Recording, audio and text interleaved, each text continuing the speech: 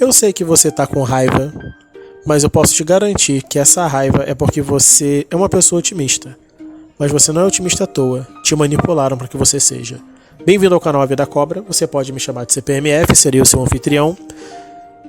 Na página inicial eu tenho um presente para você, que é a introdução ao mercado sexual, que tá logo, é o nosso trailer do canal. E lá também tem o nosso contrato de convivência para que nós fiquemos todos na mesma página. E agora eu quero ir direto ao assunto. Esse vídeo aqui é de um canal, o School of Life. Eu não era inscrito nele. Essa é a segunda vez que eu tô gravando esse vídeo. E na primeira vez eu cliquei nesse botão de inscrito. Foi bonito de ver e eu quero fazer isso de novo. Só para vocês terem uma noção. Olha como é bonito. Inscrever-se. Esse canal, por sorte, ele tem legendas em inglês e ele aborda temas de psicologia.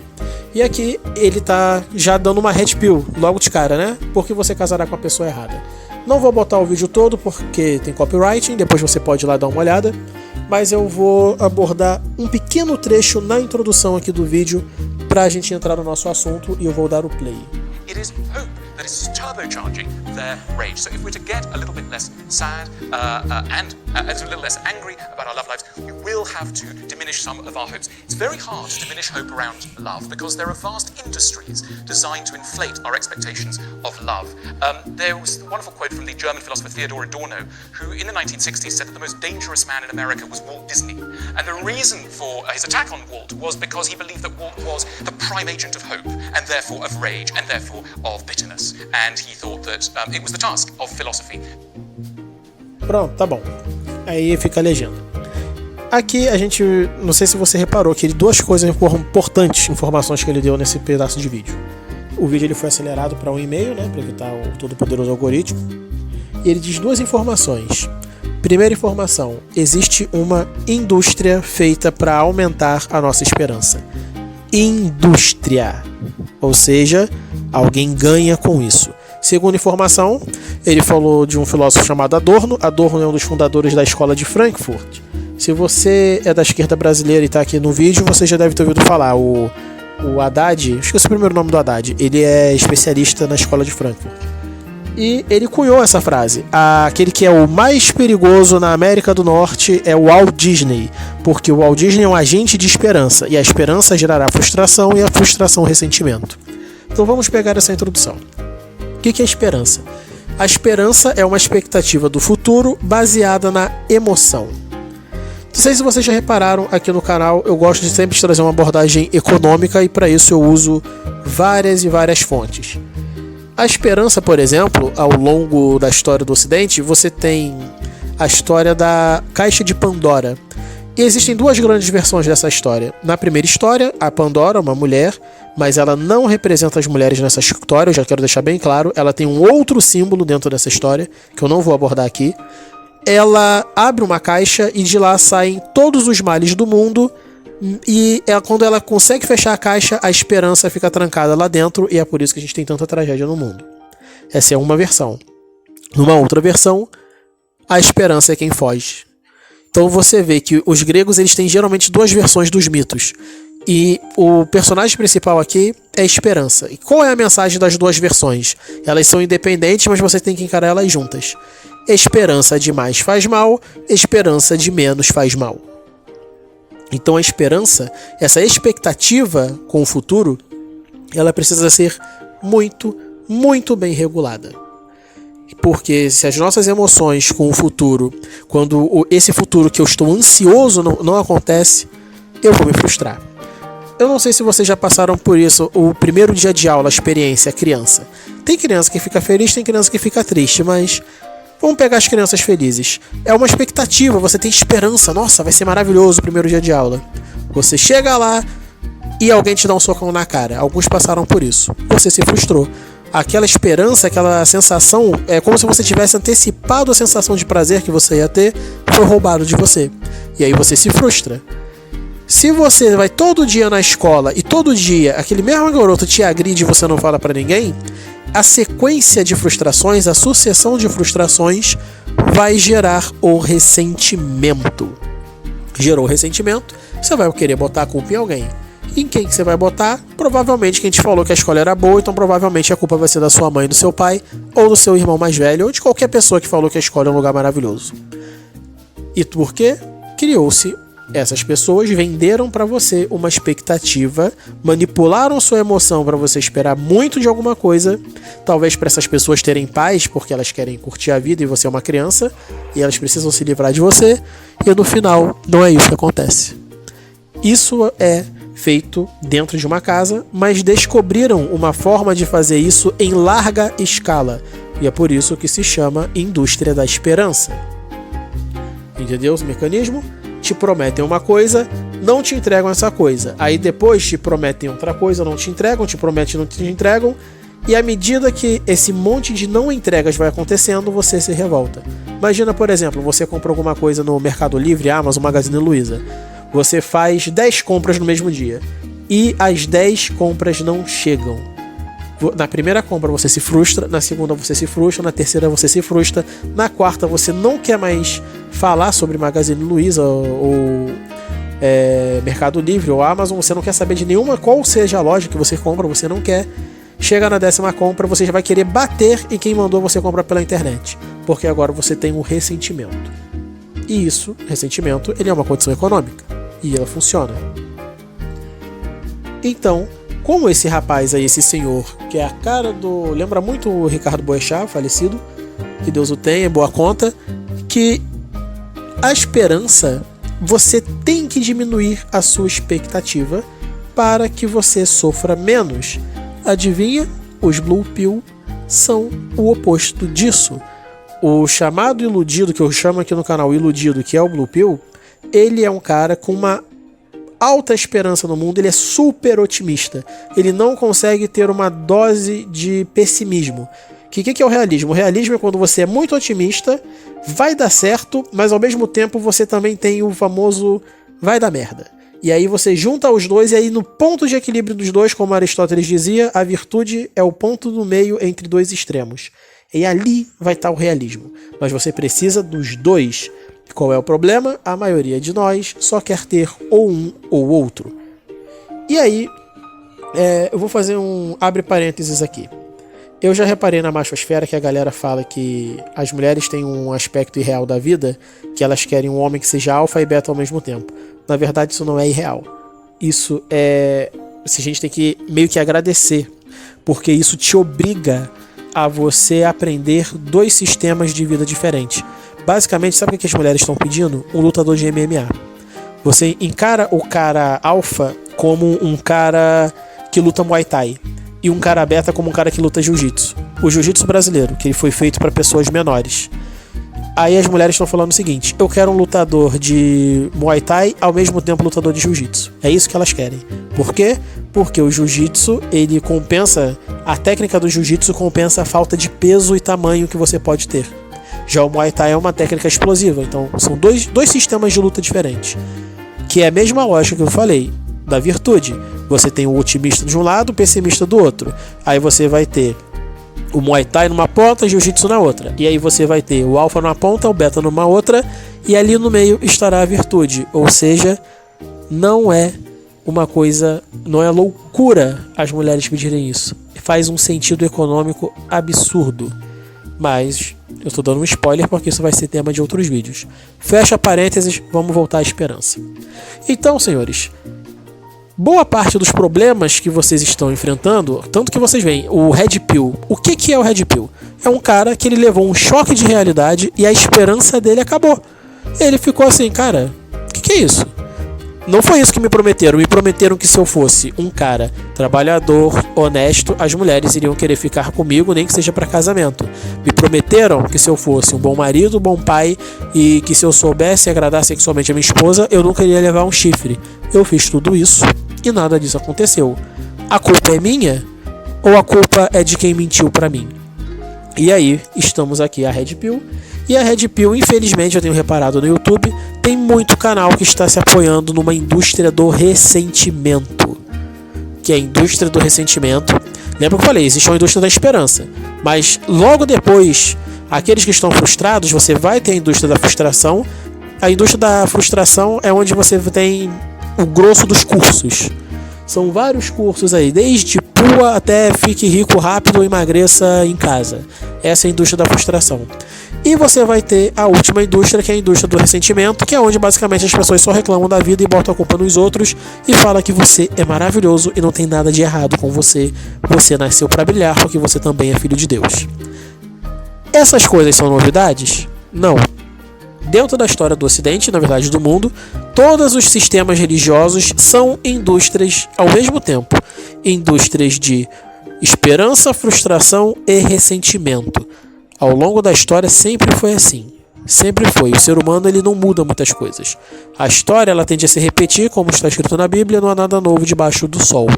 E por falar em Bíblia, eu quero mostrar para vocês um personagem invejoso e ressentido, que é esse cara aqui, que é o Asaf. Esse aqui é o Salmo 73. Nesse aplicativo eu vou ler ele na NVI, versão em português, porque ele é mais fácil. Geralmente eu não leio nessa versão.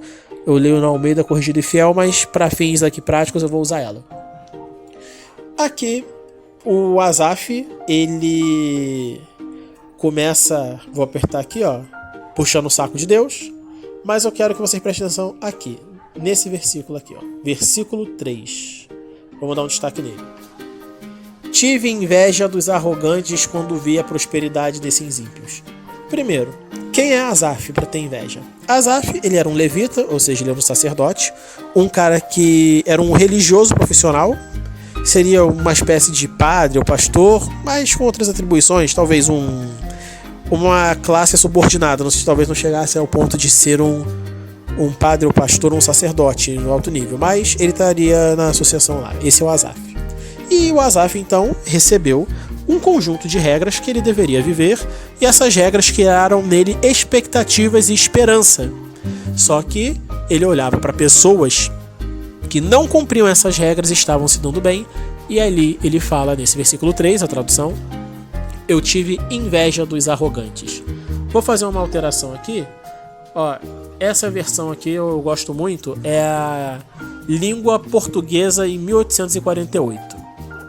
Aí, olha aqui como tá em 1848. Eu tinha inveja dos loucos, vendo a paz dos ímpios. E aqui você vê, né, que na versão mais antiga da língua portuguesa, arrogante se torna louco.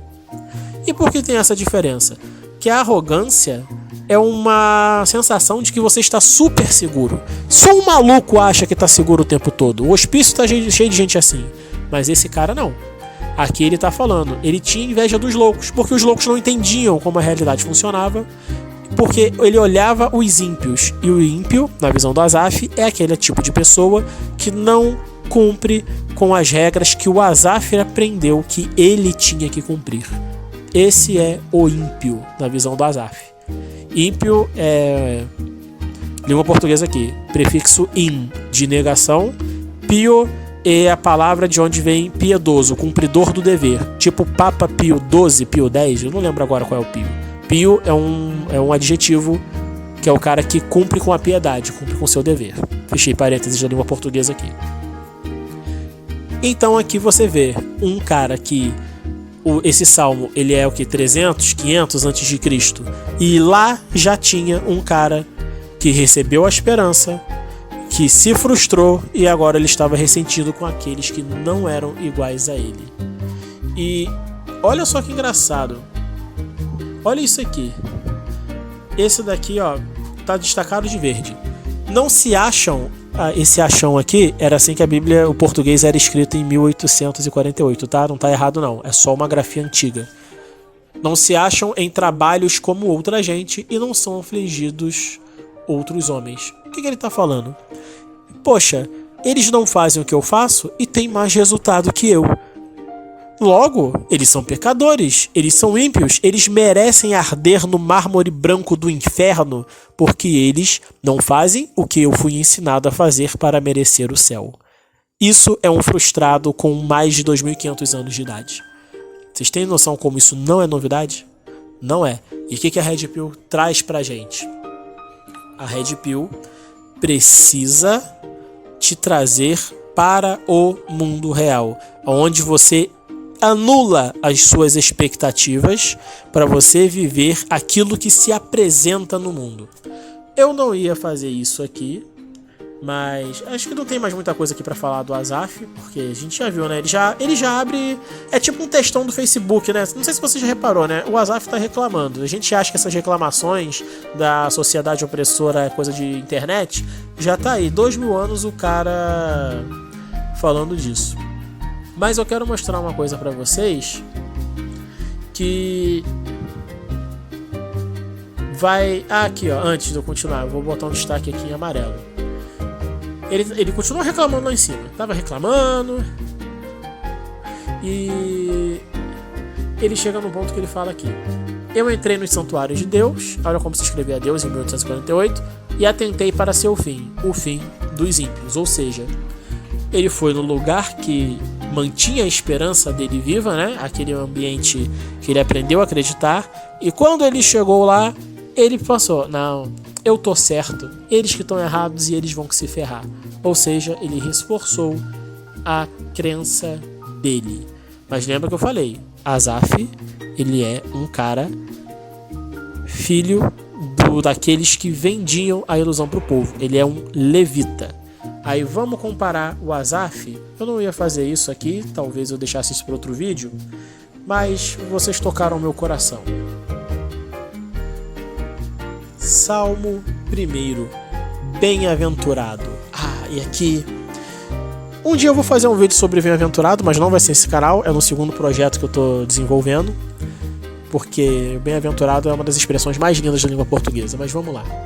Bem-aventurado o varão, nas versões mais novas é homem, varão é homem, porque o homem tem vara, eu acho que é isso, que não anda no conselho dos ímpios, nem está no caminho dos pecadores, nem se assenta no assento dos zombadores.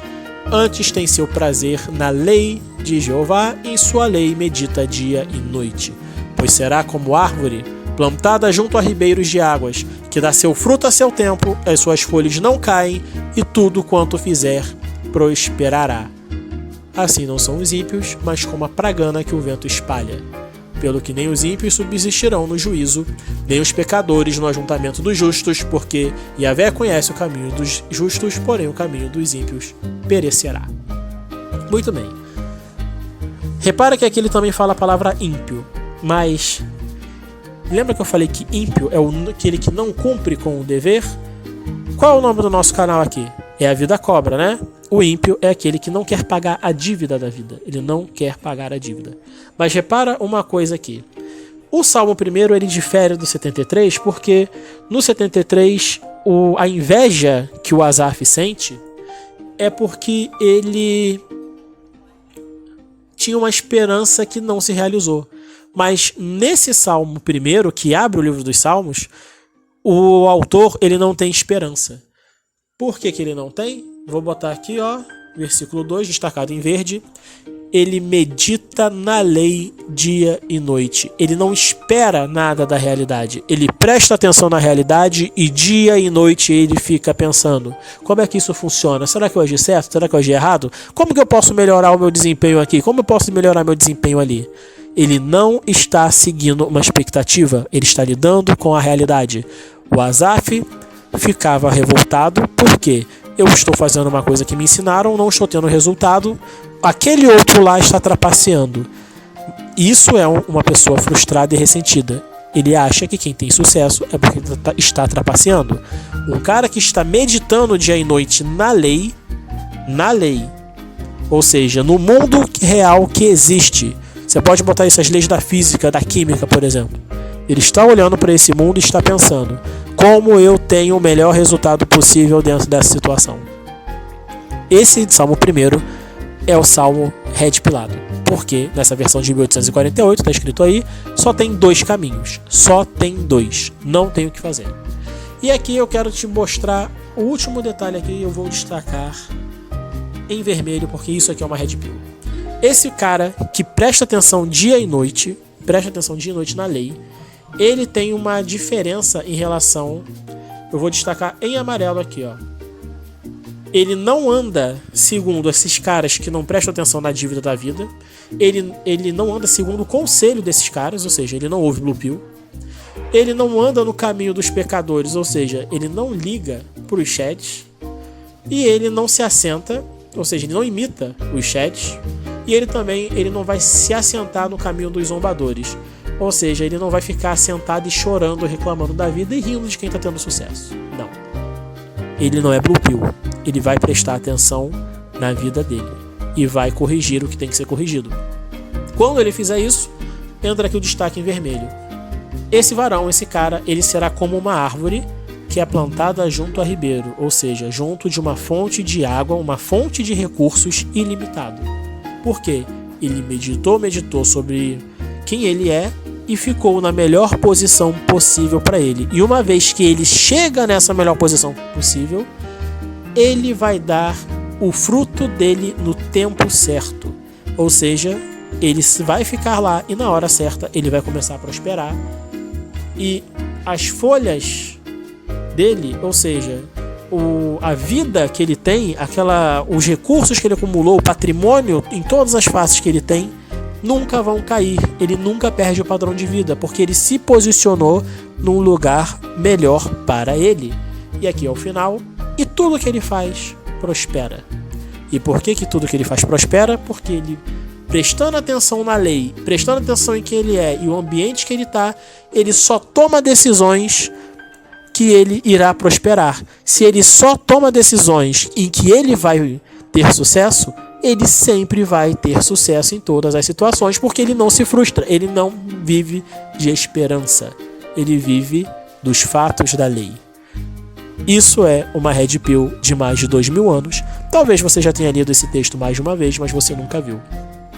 A esperança, ela pode ajudar, mas esperança demais, ela é tão venenosa quanto qualquer outra substância que vá tirar os seus sentidos e te fazer acreditar em coisa que não existe. Esse aqui foi o vídeo de hoje. Vai ficar aí na tela para você ver. E se você gostou desse formato Bíblia Pill, deixa aqui nos comentários que eu posso trazer mais coisas nesse tema. Obrigado por ter assistido o nosso vídeo. Te aguardo nas próximas vezes. Temos aqui as outras opções que eu acho que você ainda não viu. Tem as nossas playlists que estão sempre sendo atualizadas com novas séries. Se você não se inscreveu, basta clicar nesse botão se inscrever-se, compartilhe com seus amigos e eu te vejo no próximo vídeo. E fique aqui ouvindo a minha cigarra de estimação com uma bela bossa nova. Até a próxima.